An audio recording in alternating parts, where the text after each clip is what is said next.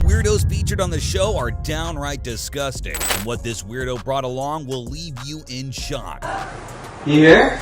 Okay, first up, here comes a 20-year-old student who is studying at the Salt Lake City Community College in Utah. Considering he featured on the show, you can take it for granted that this loser screwed his life up forever. Sebastian Rodriguez should have ideally been at college working on his assignments, but sadly, he had another project in mind. When Sebastian started chatting up with the girl, he wanted to make sure he came across as a very approachable person. He not only lied about his age, but also went under the alias Chris, just to strike a better balance with the girl on the other side. It was only after the girl said that she was looking for someone older did Sebastian reveal his real age. When the loser arrived at the house, Sebastian welcomed himself in with great confidence. He started to look for the girl who could only be heard at the time. When he started to walk towards the direction of the voice, wait a minute, who the hell is that lurking from behind? Was he part of the crew, or perhaps a cameraman looking for a better shot? Neither. This dude had actually tagged along with Sebastian. Yes, this was Sebastian's partner in crime, David Mackick, and before either of them could scoot off, Chris decided to step in. Okay, come right over here, please. Right over there.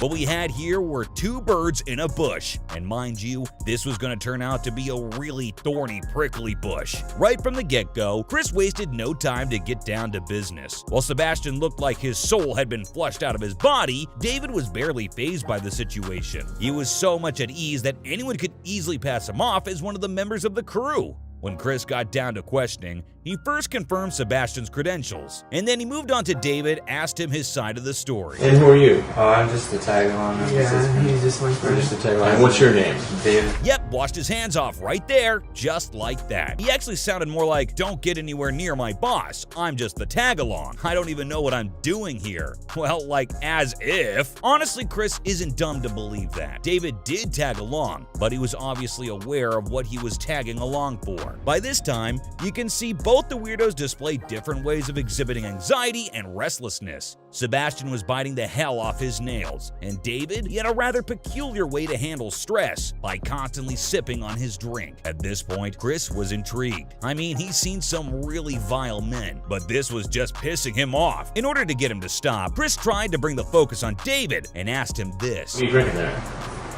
No beer. Rockstar.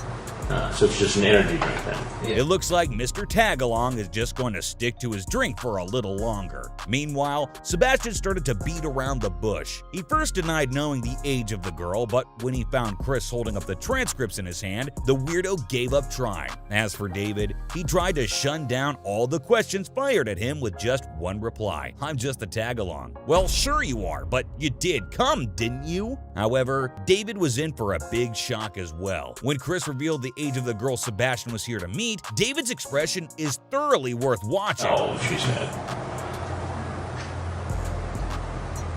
Yeah. Okay, there's no way anyone can fake a reaction like that. David was stunned. He was probably thinking, what the heck am I doing here? Yes, David knew exactly what he was here for. He was here to pitch in and have some fun for himself too, but he didn't know with whom. As for Sebastian, he had no idea how to react while his arse was being fired. Should I sit? Should I stand? Should I run away? Or should I just die? Sebastian's mind was bombarded with several things that could happen with him. And finally, he mustered up the courage to ask Chris this.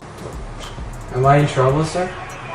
And the silence? That's one hell of a class act right there, Chris. For someone who's going through a panic attack, Chris only made it worse for Sebastian by giving him the silent treatment. You have to agree that it's quite tormenting to just think about the different possibilities of what might happen as opposed to straight up being informed of the consequences. And that's exactly what was eating Sebastian up from the inside. While Chris continued to grill him and brought up the issue of the drinks and of course the pack of protection he'd brought along for what was to be a fun night, David in the background was enjoying the show. Considering how much David was bothered about Sebastian getting caught in the act, I wonder what kind of relationship these guys shared, because this dude simply didn't care. And I'm guessing Chris too had the same question, to which Sebastian said this. How come you brought your tag along? Because I just brought him because I wasn't going to do anything, sir. I just wanted him to come with me. Well, they definitely are not friends, that much I know. Did they just meet or something? One of the viewers commented saying Sebastian probably couldn't get the hard drinks by himself, and so asked David to help him out since he was older. Either way, since David was here, he was bound to be answerable in the eyes of the law, but that's not what happens. And if not, you're obviously free to go. Great, thanks a lot, sir. I'm just a tag along. When Chris asked them to leave, the relief that washed over Sebastian's face was palpable. It was like a new lease of breath was filled into his life all over again. But that relief would only last till he reached the exit, as there was someone waiting to get a good hold of him. As for the tag, he was happy that the ordeal was finally over. And so was his drink. Well, you can poke all the fun you want at this guy, but this is what pissed Chris to the core. He was mad that Sebastian got someone he hardly knew along with him to meet a girl who was really young. He not only got someone, but also got enough drinks and protection for both of them. But this is what makes the sting even crazier. David might be the only guy on the show who showed up at the sting and left without getting involved in any sort of investigation. Thereafter, Sebastian was moved to the nearest police headquarters, where he was booked and sentenced to 36 months in prison. And David, he moved on in life, got married, and had a bunch of kids. Do you think letting David go was a mistake? Just think of it this way. What if Chris wasn't there at the house that day? What do you think these two guys would have been up to? Would David have still continued to be a tag? Or would he have joined Sebastian in going all the way? I guess we'll never know. But here comes another weirdo. And this one right here was so disgusting that Chris simply lost it when he read the transcripts. Father-son. Father-son?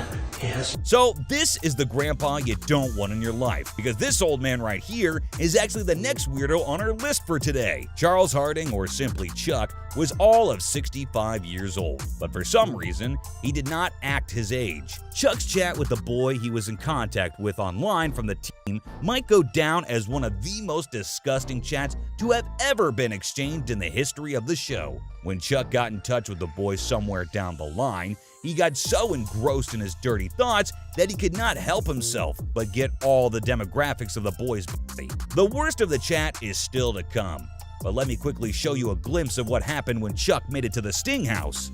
Hey, how are you? Okay.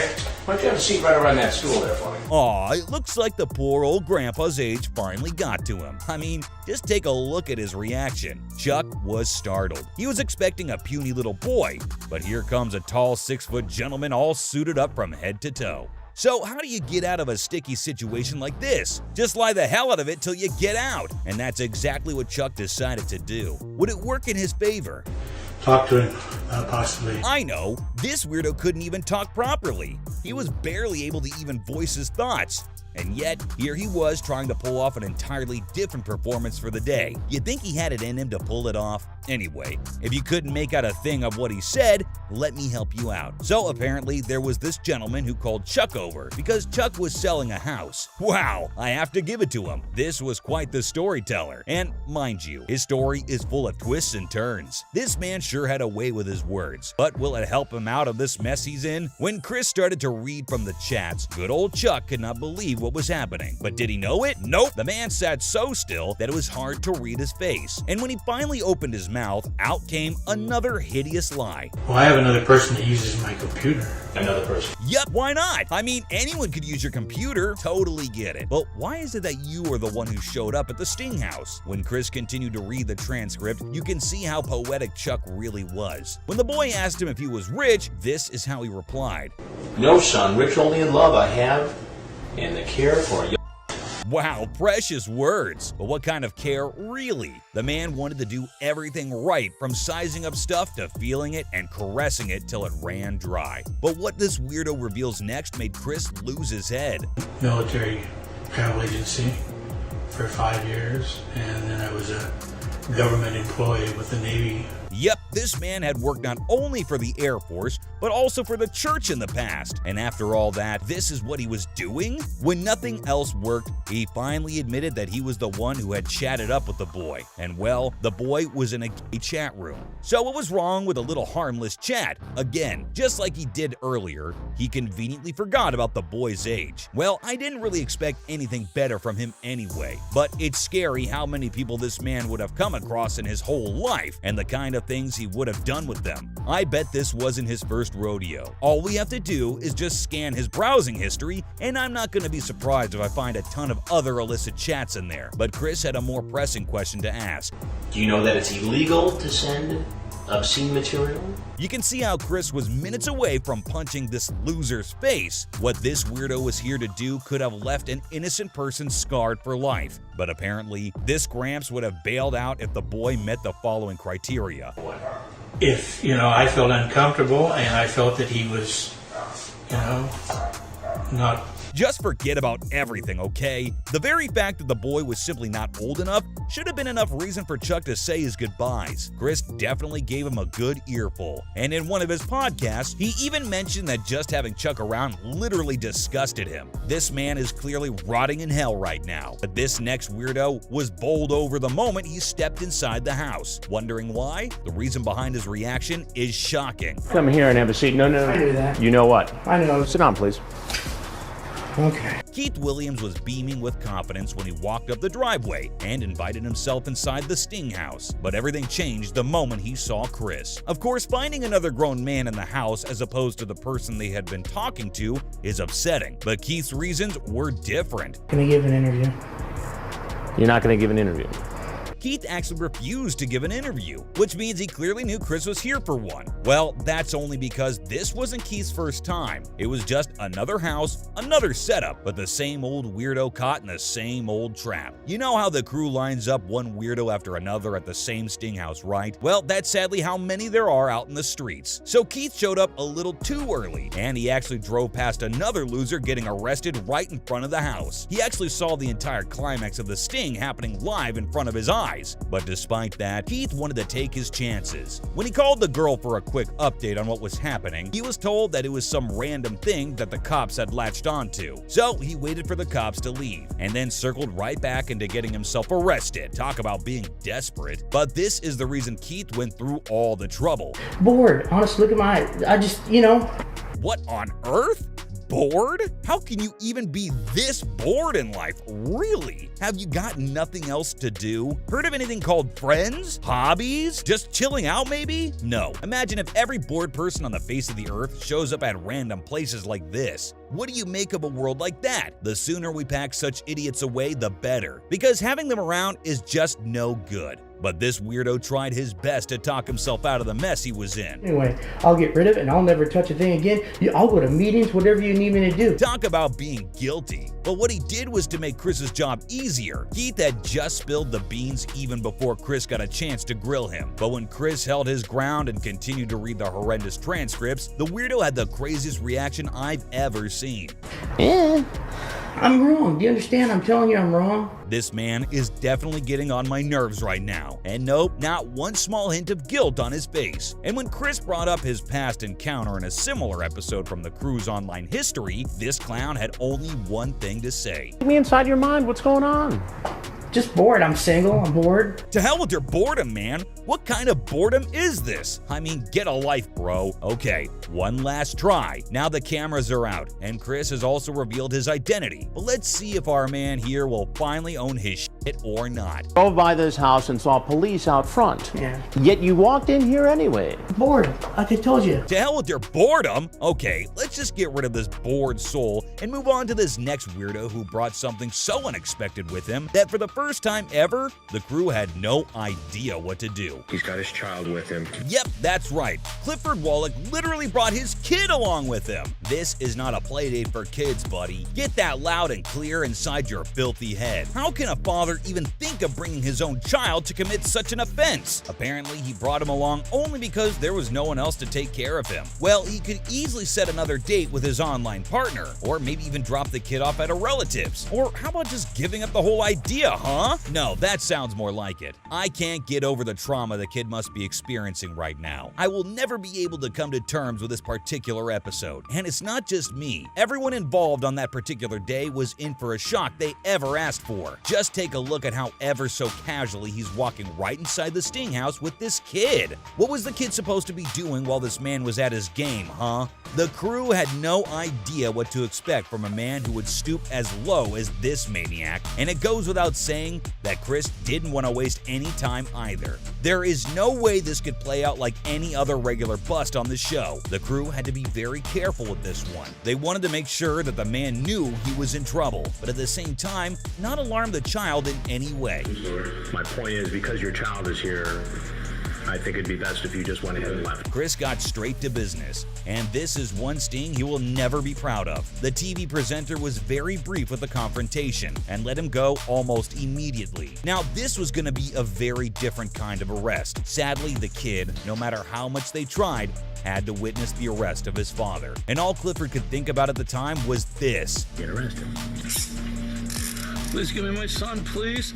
If you were so bothered about your child, you would never do something as disgusting as what brought you to the sting house. You were not bothered about your kid, so stop putting up a show. In a podcast, Chris later shared this rather unusual experience and said that he despised Clifford for bringing the boy along. I'm sure the boy was old enough to understand what was happening, but one thing is for sure. Since this arrest was meant to go public, I hope the boy wasn't affected with the extent of humiliation on TV. But this one right here had a rather unusual request. While most guys preferred to show their dominance, this one wanted to be submissive. And guess what? He even had a wide range of tools to fuel his fantasies. From leashes to collars to whips to blindfolds. God knows what else this weirdo had in mind, but he had no idea what he was walking into. Now, I don't know how many times you've seen something like this happen on the show, but this one is unique as hell. Chris was already busy grilling one of the weirdos when another decided to walk right in. Yep, that's exactly what happened. Call it miscommunication or whatever, but this sting turned out to be quite gripping. I mean, who the hell would expect this to happen? Why don't you come in over here and stand right over here at the bar? How are you? Good. This has to be the show's first ever encounter with two weirdos at the same time. But look at these two jerks right here. Could you think of a more iconic duo than this? Bet you can't. As for Chris, he donned his boss mode on as he made the most legendary introductions you've ever seen. I want you guys to meet each other. This is Tennis Boy 213.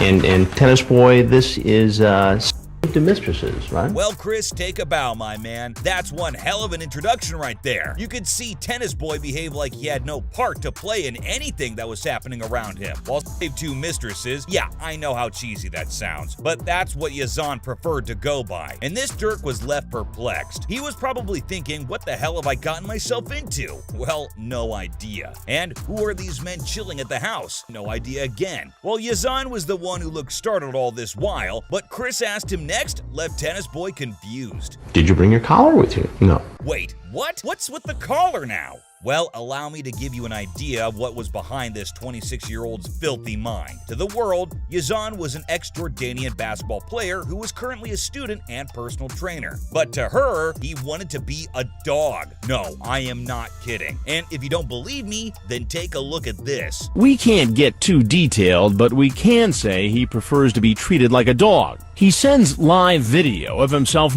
So you see how this weirdo preferred to be the submissive one during the act. He wanted to get all leashed up and expected her to do all the action. To make things clear, Yazan even shared a video of him wearing only the dog's collar, and I'm sure she got the message loud and clear. But Chris wasn't done yet. The TV presenter fired away questions like there was no tomorrow, but Yazan was facing an issue. You sent this? I can't remember. You can't remember. That's you, though, right? You see what happened right there? I call it the great convenient memory loss. I mean, how fitting is that? To just forget everything you did or said just when you want to. But sadly for this prick, Chris had something solid to counter every claim that Yazan snubbed. Because out of nowhere, Chris pulled out this. Is that you in those pictures? So, who is that in those pictures, huh? Did the pictures help you juggle your memory for a bit now? I'm sure it did, because this weirdo all of a sudden turned into this puny cat who looks so innocent and so ignorant and sweet. But it looks like it's now time to burst his bubble, because Chris was growing sick and tired of all the drama he was putting up. As for the other guy, he knew exactly what was about to happen. And so Chris allowed Tennis Boy to do the honors and reveal what was in store for both of them. Although he started with a lot of hesitancy, Tennis Boy Boy knew exactly what would happen next. We're both gonna get arrested, I think. Yep, well, the only leash you'll be tied to will be the one that'll take you to prison. And going by Yazan's crazy preferences, I don't think he would mind being cuffed, right? And just Tennis Boy said, Yazan had to submit himself and surrender as soon as he left the house, but not in the way he wanted to. On the ground. Later at the police station, Yazan made some shocking revelations. Apparently, he had never gone all the way with any woman before. But can you believe him? I think he's just cutting this innocent face just to escape jail time. But this next dude not only had a massive lack of judgment, but he was also absolutely paranoid. Why do I say that? Because this dummy was so determined that despite all the signs, he drove right back into the trap all by himself. So here's what happened. The man you're looking at is Kaiz Majub, and this dude might have been one of the luckiest weirdos to have ever escaped the scene, but only if he had better judgment. As soon as Kaiz entered the driveway, he caught on to something that most weirdos happen to miss. What? What's what? Oops, it looks like the crew screwed up big time. Someone had forgotten to turn down the radio's volume. And damn, it looks like this loser's gonna make a run. And that's exactly what Kaiz did. He immediately packed up and drove away. Seriously, if you ask me, I think this one dodged a bullet the first time, only to go around the block and drive right back into the trap just 5 minutes later. Phew, heights of desperation right there, don't you think? But this stinker had some really big plans for the day. And when I say big plans, I mean really big ones. Like this. I will show you heaven, he writes. I love it. I can do that all day. Oh yeah? You want to show heaven? Well, you're gonna get heaven in just a bit. Kaiz believed he had some kind of superpower that would help him go all the way for the entire day. His chats were so graphic that I can't show them to you even if I want to. But you know what? He'd better save all that energy, because what's gonna happen next was going to truly test his stamina. This punk had no idea what he was in for, and despite all the suspicion, he still made a request. Give me a tour. Give me a tour? Let's see. Well, I'm sure he wasn't expecting a hot tub. Kaiz seemed to be finally easing up a bit, and as the tour continued, but someone decided to sneak right in. Everything happened so quickly that Kaiz barely had any time to react. One moment he saw the curtains move, and in the next, something unexpected happened. Now, Matt, I need to talk to you for a minute. Matt, why don't you have a seat right over there? The TV presenter was literally trying to catch up, but Kaiz was already at the exit. While most losers are intercepted by the cops and handcuffed before being driven off to the nearest interrogation station, something different happened in this case. Get him, let it stop it. Get him, cuff him. I think you get the idea what went down with this freak. Kaiz was hit by a jolt of at least 50,000 volts that sent him flying to the ground. Don't worry, it wasn't enough to send him to heaven, but it was enough to get him 3 years of probation with a lifetime registry and unsavory lists. But was this enough to teach him a lesson? Well, Kaiz did something horrible that landed him a 15-year sentence behind bars. This dude is currently one offense away from being sentenced to 25 years or life in prison. And I think that's enough time for him to take his fellow inmates to heaven. But take a look at this next weirdo. Here comes 53-year-old James Wiles. Nope, this is not a scene from the apocalyptic world of zombies. This is James Wiles, the 53-year-old man who is considered one of the most hated guys who have ever been caught on the show. Would you believe it if I said this guy, who couldn't even walk in a straight line, actually drove for 2 whole hours just to make it to the Sting House? Well, that's exactly what he did. Talk about determination, huh? And before you start to sympathize with his physical condition, let me tell you that this loser had some of the most vile intentions sketched out inside his filthy head. So James was once a trucker in Jacksonville, Florida, and apparently he'd met with an accident that pretty much shattered his spine. Ideally, he should have been grateful to survive the accident and use the rest of his life to do some good. But sadly, James went on a totally different trajectory that scarred the lives of several others. There was nothing that could hold him back, which is why I'm glad the Watchdog organization caught on to him. It's crazy how, despite his physical weakness, James seemed to be quite determined in having his way. Now, if you're an ardent follower of the show, there's no way you've missed the Hambubger memes.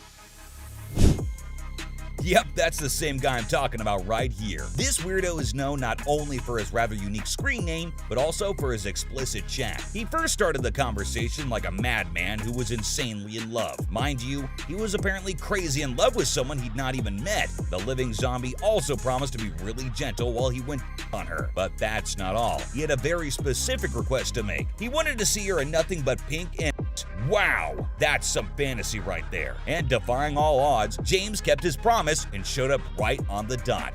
I wasn't sure if you were coming.